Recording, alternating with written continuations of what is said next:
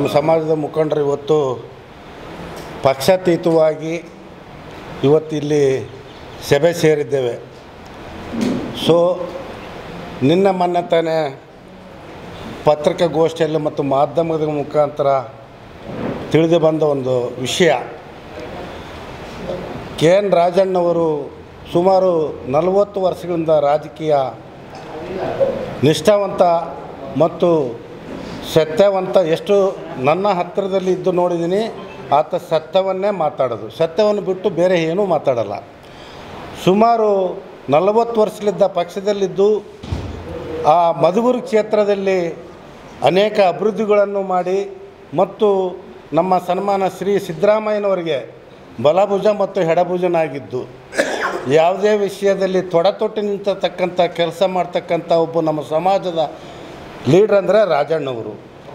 ಸಡನ್ನಾಗಿ ಇವತ್ತು ರಾಜಣ್ಣವ್ರನ್ನ ನೀವು ರಾಜೀನಾಮೆ ಕೊಡಬೇಕು ಎಂಬ ಒಂದು ಸಂದೇಶವನ್ನು ಕೇಂದ್ರದಿಂದ ಇರ್ಬೋದು ಮತ್ತು ರಾಜ್ಯದ ನಮ್ಮ ಮುಖ್ಯಮಂತ್ರಿ ಸಿದ್ದರಾಮಯ್ಯ ಇರ್ಬೋದು ಒತ್ತಡ ತಂದು ಅವರು ರಾಜೀನಾಮೆ ಕೊಡುವ ಮುಖಾಂತರ ಈ ಕೆಲಸವನ್ನು ಮಾಡಿದ್ದಾರೆ.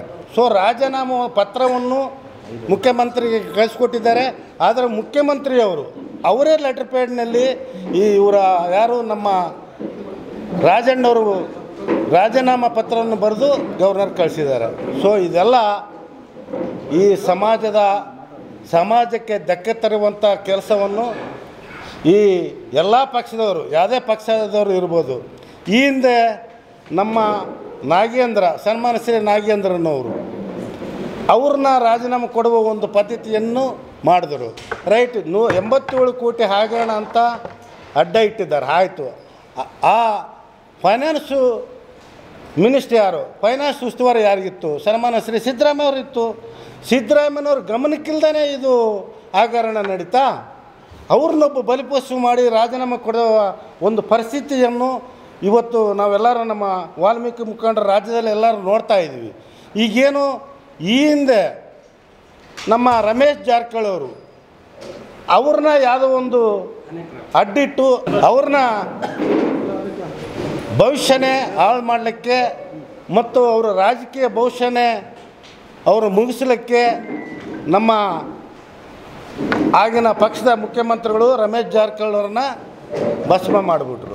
ಅದೇ ರೀತಿ ಈ ಹಿಂದೆ ಸನ್ಮಾನ ಶ್ರೀ ಮಾಜಿ ಸಚಿವರಾದಂಥ ಶ್ರೀರಾಮುಲುನವರು, ಈ ಹಿಂದೆ BJP ಮುಖಂಡರು ಭಾಳಷ್ಟು ಜನ ಚುನಾವಣೆ ನಡೆಯುವಾಗ ಸಭೆಗಳಲ್ಲಿ ಮುಂದಿನ ಉಪಮುಖ್ಯಮಂತ್ರಿ ಯಾರು ಶ್ರೀರಾಮುಲುನವರು ಅಂತ ಹೇಳ್ತಾ ಇದ್ದರು. ಮುಂದಿನ ಮುಖ್ಯಮಂತ್ರಿ ಶ್ರೀರಾಮುಲುನವರು ಅಂತೇಳಿ ಘಂಟಾಘೋಷವಾಗಿ ಹೇಳಿ ಎಲ್ಲ ಕಡೆ ಇಡೀ ರಾಜ್ಯದಂತ ಹೇಳಿ ಅವ್ರಿಗೆ ಲಾಸ್ಟ್ಗೆ ಯಾವುದೋ ಆರೋಗ್ಯ ಸಚಿವರನ್ನು ಕೊಟ್ಟು ಮತ್ತು ಒಂದಿನದಲ್ಲಿ ಆ ಆರೋಗ್ಯ ಸಚಿವರನ್ನು ತೆಗೆದು ಪರಿಶಿಷ್ಟ ವರ್ಗಗಳ ಮಂತ್ರಿಯನ್ನು ಅವರು ಕೊಟ್ಟಿದ್ರು.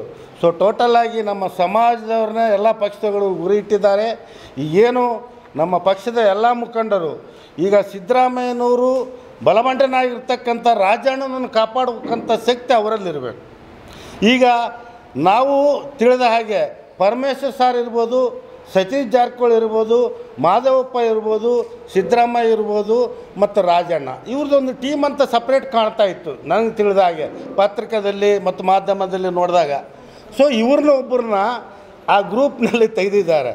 ಇನ್ನೂ ಈಗ ಲಾಸ್ಟ್ 1 ವಿಕೆಟ್ ಇದೆ, ಸತೀಶ್ ಜಾರಕಿಹೊಳಿ ಕೂಡ ತೆಗೆಯೋದರಲ್ಲಿ ಎರಡನೇ ಮಾತಿಲ್ಲ ಅಂತಂದು ಅವ್ರು ಇಟ್ಟಿರೋದೇ ನಮ್ಮ ಸಮಾಜದ ಮುಖಂಡರನ್ನ, ST ಸಮಾಜದ ಮುಖಂಡರನ್ನ ಈ ಎಲ್ಲ ರೀತಿ ಮುಗಿಸ್ಬೇಕಂತೇಳಿ ಈ ಎಲ್ಲ ಪಕ್ಷಗಳು ತೀರ್ಮಾನ ಮಾಡಿದ್ದಾರೆ.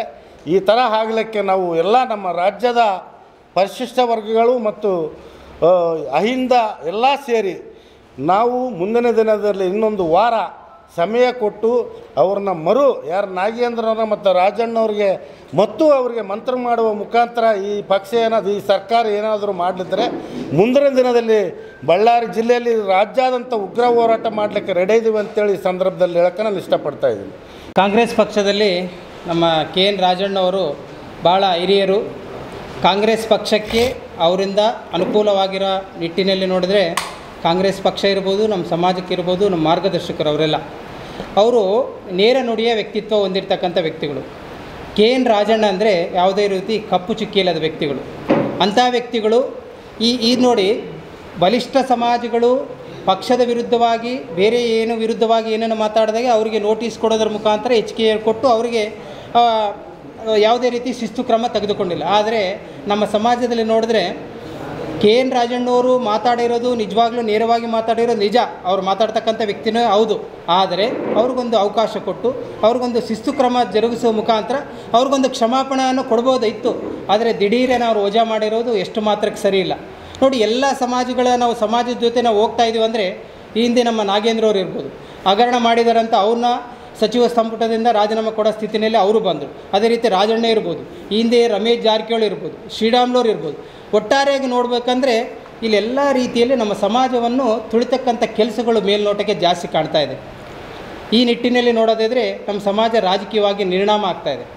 ನಿರ್ಣಾಮ ಆಗ್ಬೇಕು ನಾವೇನು ಮಾಡ್ಬೇಕಂದ್ರೆ ನೋಡಿ, ಅವಕಾಶಗಳಿದ್ವು. ಏನಿದ್ವು ನೋಡಿ, ರಾಜಣ್ಣವರೇ ಈ ಥರ ಪಕ್ಷದ ವಿರುದ್ಧವಾಗಿ ನೀವು ಯಾವುದೇ ರೀತಿ ಕಾಮೆಂಟ್ಸ್ ಮಾಡಬಾರ್ದು ಅಂತ ಹೇಳಿದೆ ಅವ್ರಿಗೆ ಒಂದು ನೋಟಿಸ್ ಕೊಟ್ಟು ಅವ್ರನ್ನ ಒಂಥರ ಎಚ್ಚರಿಕೆ ಕೊಡೋತಕ್ಕಂಥ ಎಲ್ಲ ಅವಕಾಶಗಳಿದೆ. ಆದರೆ ಇವರು ಕೊಡಲಿಲ್ಲ, ಇಮಿಡಿಯೇಟ್ಲಿ ವಜಾ ಮಾಡಿದ್ರು ಅಂದರೆ ನಮ್ಮ ಸಮಾಜವನ್ನು ಬೇರೆ ಎಲ್ಲರೂ ಒಂಥರ ನೋಡಿದ್ರೆ ಮೇಲ್ನೋಟಕ್ಕೆ ಸಮಾಜವನ್ನು ತುಳಿತಕ್ಕಂಥ ಕೆಲಸಗಳು ಹೆಚ್ಚಾಗಿ ಕಾಣ್ತಾ ಇದೆ. ಅದೇ ರೀತಿಯಾಗಿ ಮುಂದಿನ ದಿನದಲ್ಲಿ ಇದನ್ನು ಪರಿಶೀಲನೆ ಮಾಡಿ ಈ ಪರಿಶೀಲನೆಗೆ ತಕ್ಕಂತೆ ಮತ್ತೆ ಮುಂದಿನ ಸರಿ ನಾಗೇಂದ್ರಗೂ ಇರ್ಬೋದು, ರಾಜಣ್ಣವ್ರಿಗೆ ಸಚಿವ ಸ್ಥಾನ ಕೊಡ್ತಾರಂತ ಇನ್ನೊಬ್ಬ ಆಶಾ ಮನೋಭಾವದಿಂದ ನಾವಿದ್ದೀವಿ. ಈ ನಿಟ್ಟಿನಲ್ಲಿ ನೋಡೋದಾದರೆ ರಾಜಕೀಯವಾಗಿ ನಮ್ಮ ಸಮಾಜ ಮುಂದೆಲೆ ಬರಬೇಕು. ಅವ್ರಿಗೇನು ಗೊತ್ತಾಗಿದೆ ಮೇಲ್ನೋಟಕ್ಕೆ ಈ ಸಮಾಜವನ್ನು ತುಳಿಯೋದ್ರಿಂದ ಯಾರು ಏನು ಬೆನ್ನೆಲುಬಾಗಿಲ್ಲ, ಯಾರೂ ಚಕಾರ ಎತ್ತಲ್ಲ ಅನ್ನೋದು ಮನೋಭಾವ ಇದೆ. ನಾವು ವಾಲ್ಮೀಕಿ ಸಮಾಜಕ್ಕೆ ಏನೇ ಆದರೂ ಪಕ್ಷಾತೀತವಾಗಿ ನಾವೆಲ್ಲರೂ ಸೇರಿ ಯಾವುದೇ ಪಕ್ಷ ಇರ್ಬೋದು ಆ ಪಕ್ಷದ ವಿರುದ್ಧ ನಾವು ಓಡಾಡ್ತಕ್ಕಂಥ ಶಕ್ತಿ ನಮ್ಮ ಸಮಾಜಕ್ಕಿದೆ.